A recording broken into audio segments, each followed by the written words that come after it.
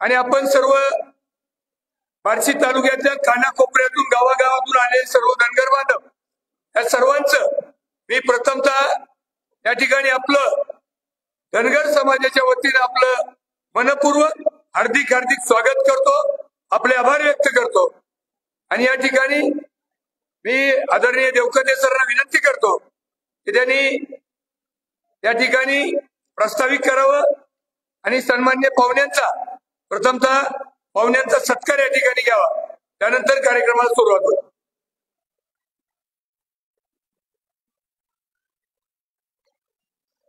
बार्शी तालुका समस्त धनगर समाज बांधवाच्या वतीनं या ठिकाणी आलेल्या बार्शी तालुक्यातून कानाकोपऱ्यातून आलेल्या सर्व समाज बांधवांचं अगोदर मी सहर्ष स्वागत। या ठिकाणी प्रमुख पाहुणे आले त्यांचंही सहर्ष स्वागत, पत्रकार बांधव यांचंही या ठिकाणी स्वागत करतोय। या कार्यक्रमासाठी उपस्थित असलेले बार्शी तालुक्याचे कर्तव्यदक्ष आमदार राजाभाऊ राऊत यांचा सत्कार भातंब्रेचे नरहरी बाबा वाघमोडे आणि हजारे सर यांनी करावा असं त्यांना मी विनंती करत आहे। धनगर समाजाच्या वतीनं मी त्यांना विनंती करत आहे। नरहरी बाबा वाघमोडे आणि हजारे सर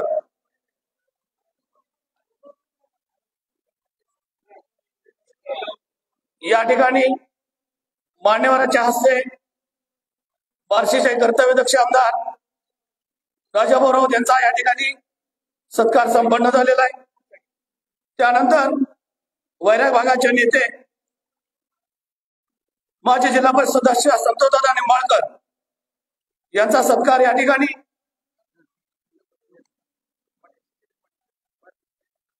शीतल पाटील यांनी करावा असं त्यांना मी विनंती करत आहे।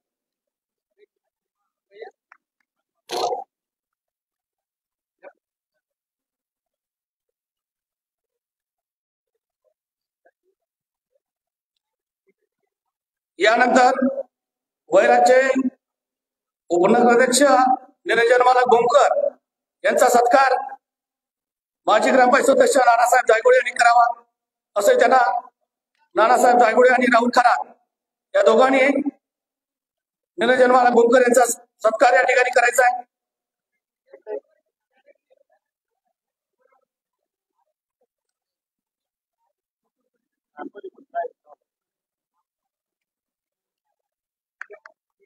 बार्शीचे सुधीर बापू बारबोले यांचा सत्कार राजाभाऊ पैकेकर यांनी करावा असं मी त्यांना विनंती करत आहे।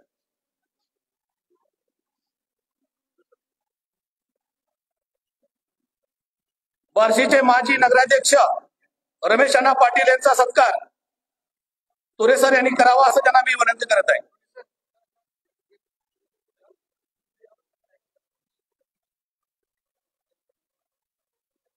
या ठिकाणी रमेश अण्णा पाटील यानंतर दूध संघाचे माजी चेअरमन कुंडलिकाना गायकवाड यांचा सत्कार तुरेसर नाना सातपुते आणि तुरेसर हे दोघं करतील करावा असं त्यांना विनंती करत आहे।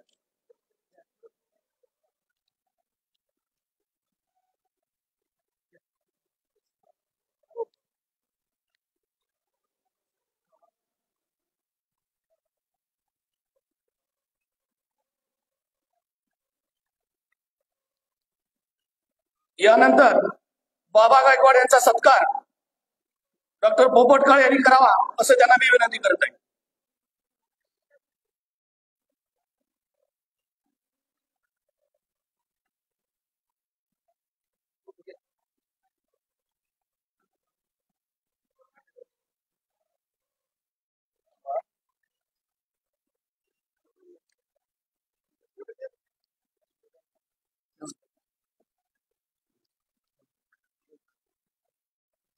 त्याचबरोबर माजी जिल्हा परिषद सदस्य नवनाथाबा खरात यांचा सत्कार बार्शीचे कर्तव्यदक्ष आमदार राजाभाऊ राऊत यांनी करावा असं मी त्यांना विनंती करत आहे।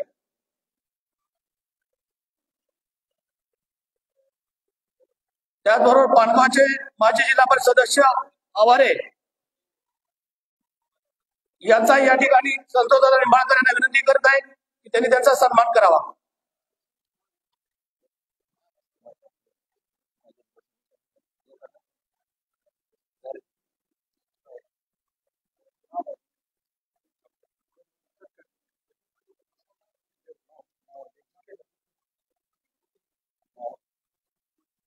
त्याचबरोबर या कार्यक्रमाला उपस्थित असलेले आपले सर्व देवप्पा मधने, त्याचबरोबर त्यांच्याबरोबर आलेले सर्व वीर बुवा यांचा या ठिकाणी बार्शी तालुक्याचे आमदार यांच्या हस्ते त्यांचा या ठिकाणी सन्मान होत आहे.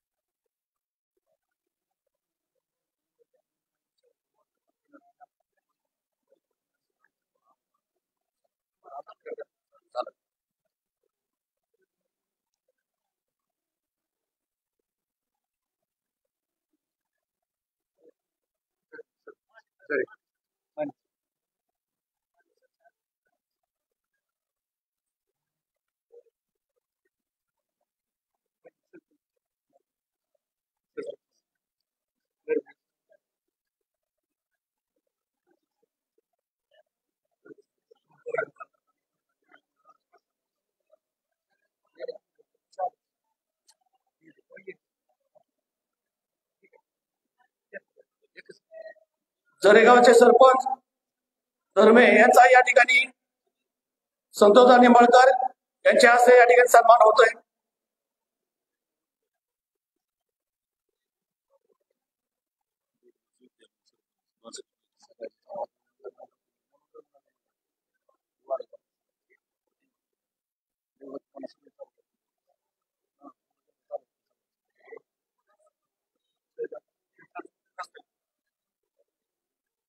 आज या ठिकाणी सत्कार समारंभ हा कार्यक्रमाचा या ठिकाणी संपलेला आहे.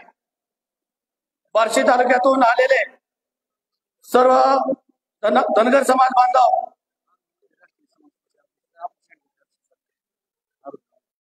सर्व समाज एकत्रित माध्यमातून आपण एकत्रित आलं पाहिजे.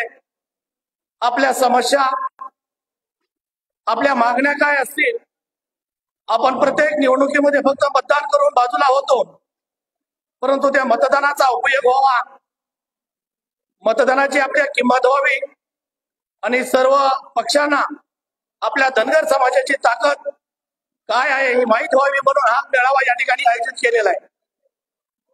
तसं पाहिलं तर या बार्शी तालुक्यामध्ये 138 गाव आहेत. 138 गावापैकी 90 गावामध्ये आमचा हा धनगर समाज विखुरलेला आहे. बार्शी तालुक्यामध्ये ग्रामीण भागामध्ये 38,000 मतदान आहे, 16,000 बार्शी शहरामध्ये मतदान आहे आणि एकूण पाहुणा सांगायचं की 54,000 असलेला हा धनगर समाज बांधव आज आपल्या या ठिकाणी उपस्थित आहे. धाराशिव लोकसभा मतदारसंघामध्ये धनगर समाजाचा जवळजवळ 4.5 लाखाच्या आसपास मतदान आहे. त्याचबरोबर अनेक दिवसापासून स्वातंत्र्य मिळाल्यापासून आमच्या धनगर समाजाची एकच मागणी आहे, धनगर आणि धनगड र आणि ड चा गेली 75 वर्ष झाला आम्हाला यामध्ये अडकवून टाकलेला आहे आणि आमचा प्रतिनिधी कोणीतरी असावा म्हणून हा मी मेळावा या ठिकाणी आयोजित केला. सुप्रीम कोर्टामध्ये, हायकोर्टामध्ये याचिका फेटाळल्या आणि या याचिका फेटाळल्यानंतर बहुना या मेळाव्यातून आम्हाला एक विनंती करायची की आमचं 75 वर्ष झालं, काही पक्षांनी आमचं नुकसान केलं, आमच्या समाजाला कधी या आरक्षणाचा लाभ घेऊन दिला नाही. 3.5% आम्हाला अडकवून टाकलं.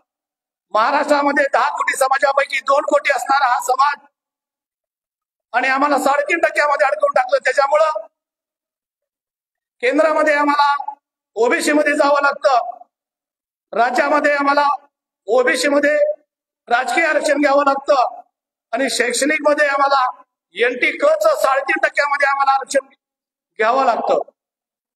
जसं म्हटलेलं काशीरामनी म्हटलेलं आहे की जिसकी जितनी संख्या भारी त्याला तेवढी संधी मिळाली पाहिजे. त्यामुळे या मेळाव्याच्या माध्यमातून आम्ही भाऊला एक विनंती करतोय की आपण कर्तव्यदक्ष आमदार आहात, फडणवीस साहेब आपलं ऐकतात. तुम्ही वेळोवेळी प्रश्न मांडलेला आहे, परंतु तुम्ही यावेळी आता आपल्याला विधानसभेपूर्वी तुम्ही विधानसभेमध्ये फडणवीस साहेब सर्व तुमचं ऐकतात. कालच आपण सभा ऐकलं की भाऊ म्हणजे बेरर चेक म्हणून सांगितलं. आम्हाला समाज मंदिरापेक्षा रस्त्यापेक्षा आम्हाला तुम्हाला एकच विनंती करायची आहे, कारण आमची 70 वर्ष आमचं शैक्षणिक आणि नोकरीचं नुकसान झालेलं आहे. त्यामुळं आमच्या अनेक पिढ्या उद्ध्वस्त झालेल्या आहेत. परवा रयत संस्थेची एक जाहिरात निघाली होती. रयत शिक्षण संस्थेमध्ये 850 जागा निघाल्या. त्याच्यामध्ये धनगर क एकही जागा शून्य दाखवली. लक्षात ठेवा, जिल्हा परिषद मध्ये शून्य दाखवलं जातं. जर आपल्याला एसटी आरक्षणाचा जर लाभ मिळाला तर सर्व अधिकाऱ्यांना सर्व नोकऱ्यामध्ये आम्हाला प्रमोशन मिळाल.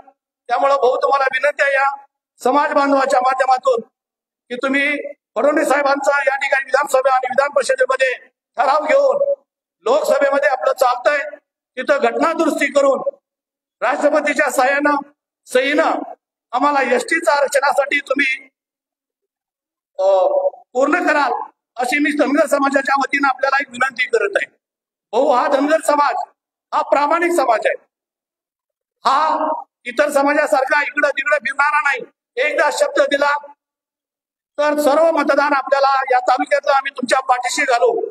परंतु विधानसभेपूर्वी आपण सर्वांनी एसटी पाहण्यास विनंती आहे की एसटी आरक्षण तुम्ही मार्गी लावा. त्यामुळे आमच्या होणाऱ्या ज्या पिढ्या आहेत त्या थांबतील. त्यामुळं त्याचबरोबर अधिक न वेळ घेता या कार्यक्रमाचे अध्यक्षस्थान डॉक्टर पोपट काळे यांनी स्वीकारावं असं मी त्यांना विनंती करत आहे.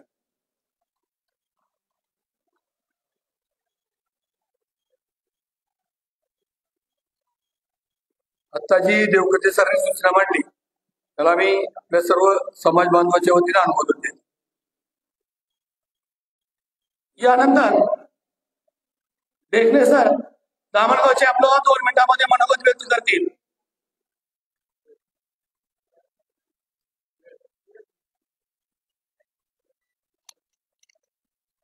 सकल धनगर समाज आणि या मेळाव्यासाठी उपस्थित असणारे माझे सर्व बांधव, खर तर धनगर समाज, धनगर या शब्दाची उत्पत्ती कशी आहे तर आपण स्वतःचा गैरसमज करून घेतो की धनाचं आगर म्हणजे धनगर. ती चुकीची उत्पत्ती आहे. आपल्या सगळ्याला विनंती की राम शिंदे साहेबांना प्रचार भरपूर तिकडे करायचा, त्याच्यामुळे येऊ शकलेला आहे. आपल्याला स्पीकर ऑन करून सगळ्या धनगर समाज बांधवांना ते शुभेच्छा पण देतील आणि आपल्याला संबोधित करतील. तरी त्यांचं भाषण सर्वांनी या ठिकाणी ऐकावं. आणि विजय सभेला साहेब या ठिकाणी बार्शीमध्ये येतो म्हणले, जल्लोषामध्ये आपण साहेबांचं स्वागत करू. साहेब 1 मिनिट बोला साहेब, स्पीकर ऑन केलाय.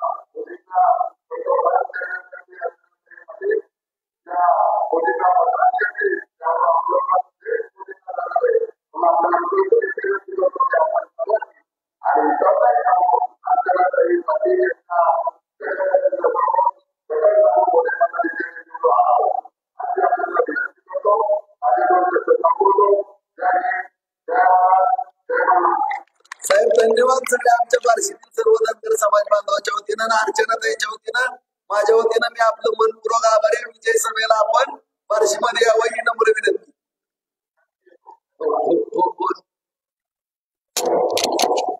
धन्यवाद भाऊ.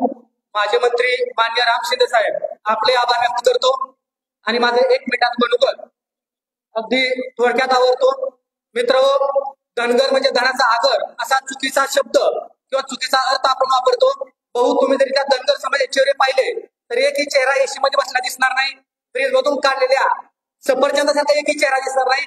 सगळे चेहरे रापलेले, कष्ट केले आणि काळवंडलेले चेहरे आहेत, उन्हामध्ये कष्ट करणारे चेहरे आहेत. आणि आमच्या धनगर समाजाचं वैशिष्ट्य म्हणजे आम्ही कधीही विनाकारण कोणाच्या पाठीमागे थांबत नाही. आमची मेंढर स्वतः त्याच वावरात जाते ती जिथं खाण्यासाठी काशी असते त्या नंतर बांधवून परत फिरते ती. असा हा आमचा समाज आहे जो काय करतो नेहमी आमचा समाजाचा फायदा, कष्टकऱ्यांचा फायदा याचा विचार करून पाठीमागे चालत असतो. आपण जर पाहिलं तर सध्या आपण लोकसभेच्या निवडणुकीला सामोरं जातोय. आपल्या महाराष्ट्रातील सर्व जात बांधव, सर्व जातीचे बांधव हे आपले भाऊ बांधव आहेत, मित्र आहेत. आपल्या मनामध्ये कोणाबद्दल द्वेष किंवा दुजाभाव नाही आणि हा द्वेष किंवा दुजाभाव नसणं याला न्याय देण्याचं काम माननीय पंतप्रधान नरेंद्र मोदी आणि त्यांची संपूर्ण टीम करते. प्रत्येक जातीला कसा योग्य असा न्याय मिळेल, प्रत्येक जातीचा कसा समतोल साधला जाईल, प्रत्येक जातीला आरक्षण असेल, महामंडळाचा निधी असेल, शैक्षणिक सुविधा असतील, यासाठी आपलं नेतृत्व देशाचे पंतप्रधान नरेंद्र मोदी, माननीय गृहमंत्री देवेंद्र फडणवीस, माननीय मुख्यमंत्री शिंदे साहेब आणि सर्व खासदार आणि आमदार कार्य करत असतात. अशाच प्रकारे पूर्ण धनगर समाजानं या महायुतीच्या उमेदवार अर्चनाताई पाटील यांच्या पाठीमागे राहून आपला सर्व बहुजनांचा आवाज कशा प्रकारे संसद जाईल यासाठी काळजी घ्यायची आहे. आपल्या गावातील जे जात बांधव आहेत त्यांना भेटून एकदा ही सर्व भूमिका आपण पटवून द्यायची आहे. एवढं बोलतो आणि आभार व्यक्त करतो. धन्यवाद. यानंतर रात्रमंचे हजारे सर यांना विनंती 2च मिनिटांमध्ये आपलं मनोगत व्यक्त करायचं.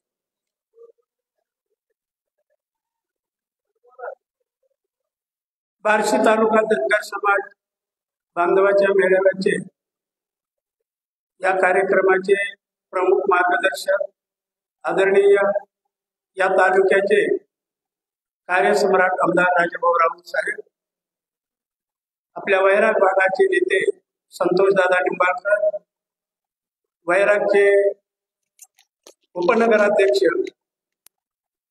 निरंजन मालक आणि स्टेजवर स्थानापन्न असणारे सर्व नेते मंडळी आणि समाज बांधव, गेल्या 8 दिवसापूर्वी बहुनी एक अपेक्षा व्यक्त केली प्रमुख कार्यकर्त्याजवळ की आपल्या धनगर समाजाशी मला हितगुज साधायचे आहे, तर आपण सर्व समाजाला एकत्र करा. बहुंच्या आदेशानुसार वैराग आणि बार्शी भागातील प्रमुख कार्यकर्त्यांनी आपल्या समाज बांधवाला निरोप दिला, भेटी दिल्या आणि आजच्या कार्यक्रमाचं निमंत्रण दिलं. बहुंच्या एका निरोपावर बहु तालुक्यातील समाजामधील प्रमुख कार्यकर्ते आज प्रचंड संख्येनं आपल्यावर विश्वास ठेवून या ठिकाणी जमलेले आहेत. तेव्हा प्रथम मी आपल्या समाज बांधवांचंही अभिनंदन करतो, कौतुक करतो, स्वागत करतो. भाऊ, आपण दिलेल्या प्रत्येक आव्हानाला आमचा समाज आपल्याला प्रतिसाद देतोय. आपल्या पाठीमागे खंबीरपणाने आतापर्यंत उभा राहिलेला आहे आणि यापुढेही आपण जे घ्याल ते धोरण अशा पद्धतीनं आमच्या समाजाने ठरवलेलं आहे. म्हणून हा समाज इतक्या संख्येने आज या मेळाव्याला उपस्थित आहे. आम्ही बऱ्याच गावामध्ये भेटत असताना समाजातील काही तरुण कार्यकर्त्यांमध्ये थोडीशी खंत आहे, ती मी आपल्या पुढे व्यक्त करू इच्छितो. आपण ज्याही संघटनेमध्ये काम कराल, ज्याही पक्षामध्ये काम कराल, त्या पक्षामध्ये तालुका पातळी, जिल्हा पातळी, शासकीय अशासकीय कमिटीवर आमच्या समाजामध्ये लोकांना प्रतिनिधित्वाची अपेक्षा समाजाने व्यक्त केलेली आहे. कारण बरेचसे युवकांना आपल्या बरोबर आपल्या पक्षामध्ये काम करण्याची इच्छा आमच्याजवळ बोलून दाखवलेली आहे. त्यांच्या भावना मी आपल्यापर्यंत पोहोचवतो. तसेच आपण प्रत्येक गावामध्ये काम करत असताना आम्हाला भरघोस निधी प्रत्येक गावामध्ये, परंतु आणखी काही गावांमध्ये कामं अपूर्ण राहिलेली आहेत. ती कामंही आम्ही त्यांच्याकडून एकत्रित संग्रहित करतो आणि आपल्याकडे तशा पद्धतीचा पाठपुरावा आम्ही करू. तुमच्याकडून निश्चित पद्धतीनं ते काम होण्याच्याबद्दल आम्हाला मुळीच शंका नाही. तरी धनगर समाज हा एकदा शब्द दिला की त्या शब्दाला पक्का असतो, कधीही तो शब्द मोडत नाही. म्हणून आपण जे सांगाल त्या पद्धतीनं हा समाज आपल्या बरोबर आज आहे, उद्या आहे आणि या पुढच्या काळात राहणार आहे. म्हणून आमच्या समाजासाठी तरुण पिढींना त्यांच्या असणाऱ्या थोड्याफार आपल्या पक्षामधील चळवळीमध्ये, संघटनेमध्ये थोडाफार वाटा मिळावा ही पुन्हा एकदा आपल्याला विनंती करतो. बरेचसे गोष्टी बोलत असल्यामुळे मी माझं बोलणं संपवतो. जय महाराष्ट्र. धन्यवाद. यानंतर माजी जिल्हा परिषद सदस्य आणि माजी सरपंच प्रमोद भाऊ आंबोड यांना विनंती आहे की आपण थोडक्यात विचार मांडा.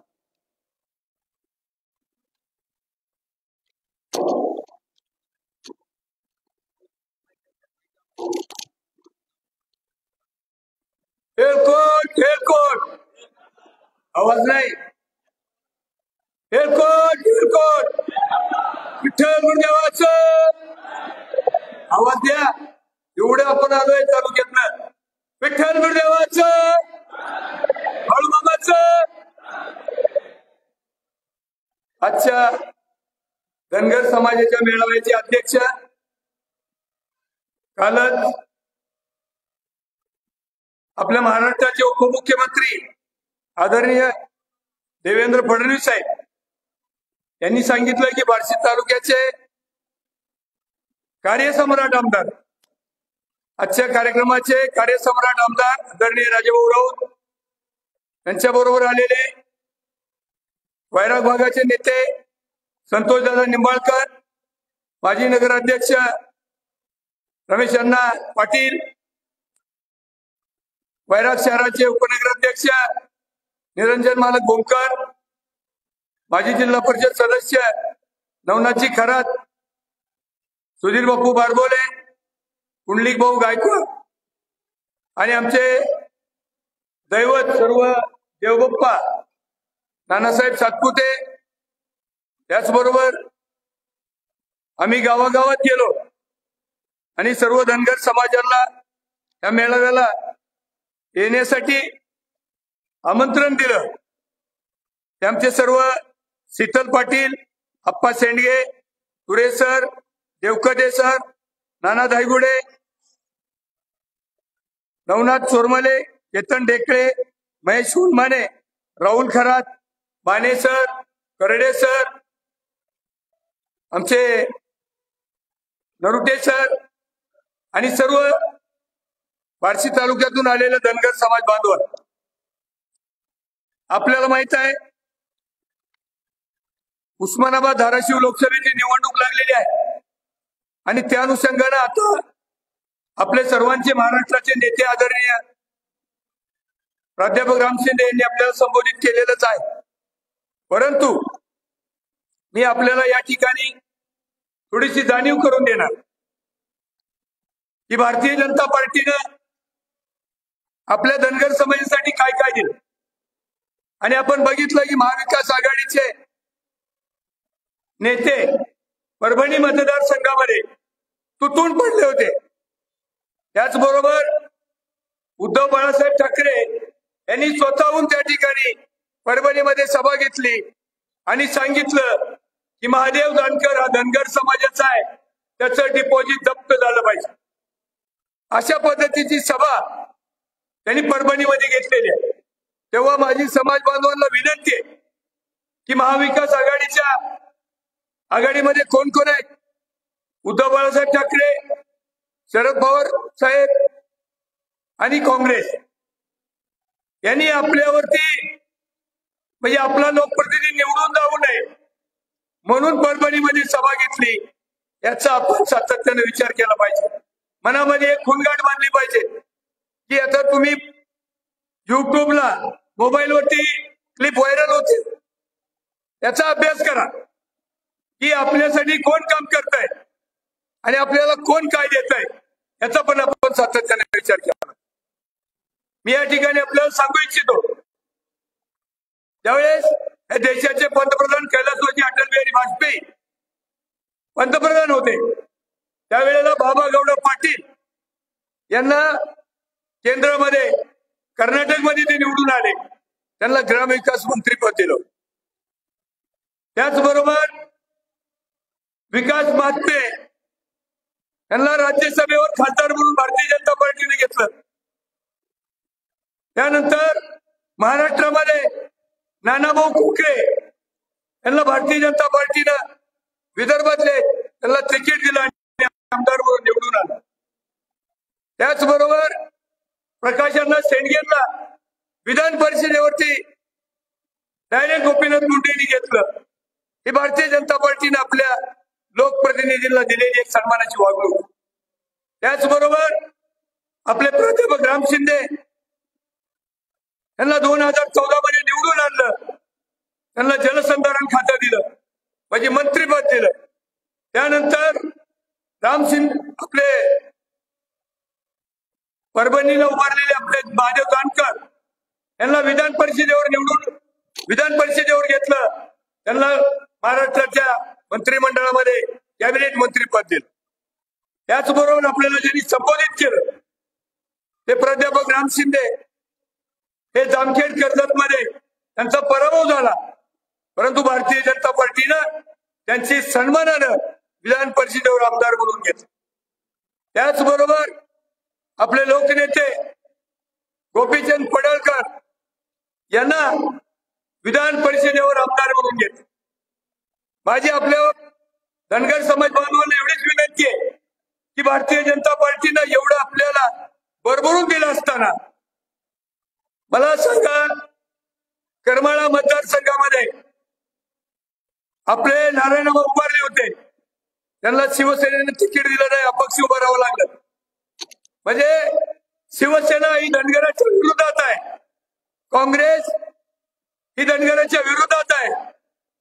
त्याचबरोबर शरद पवारांचं तर काय आता मोठे नेते आहेत, त्यांनी तर धनगर समाजावरती अन्याय आजपर्यंत केलेला आहे.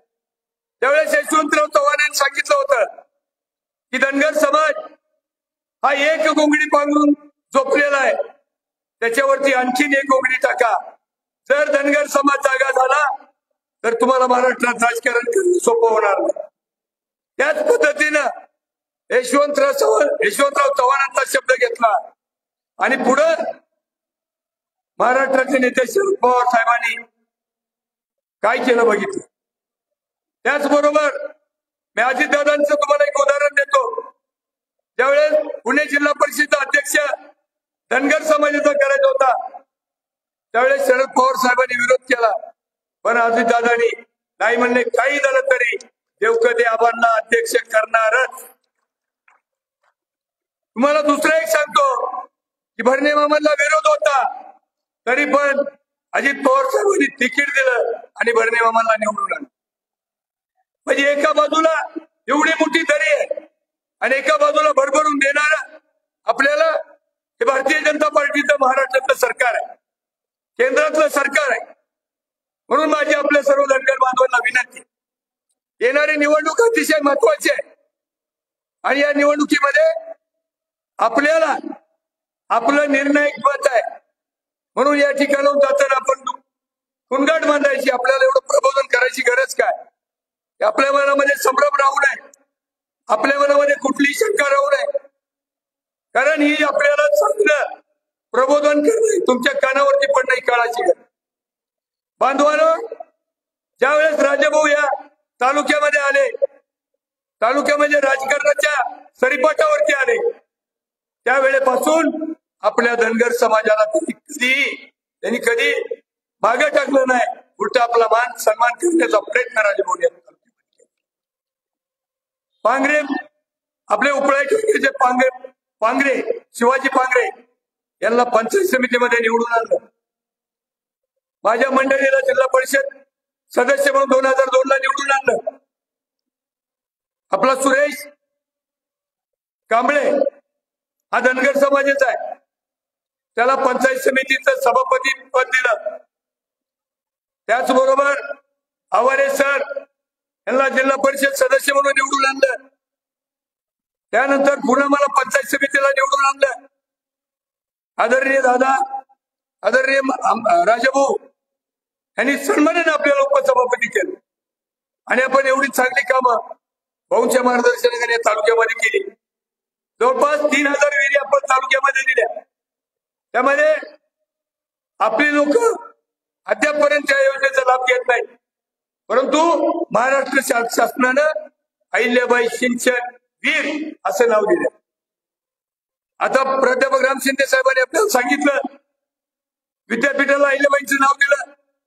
आपण जर गुगलवरती सर्च केलं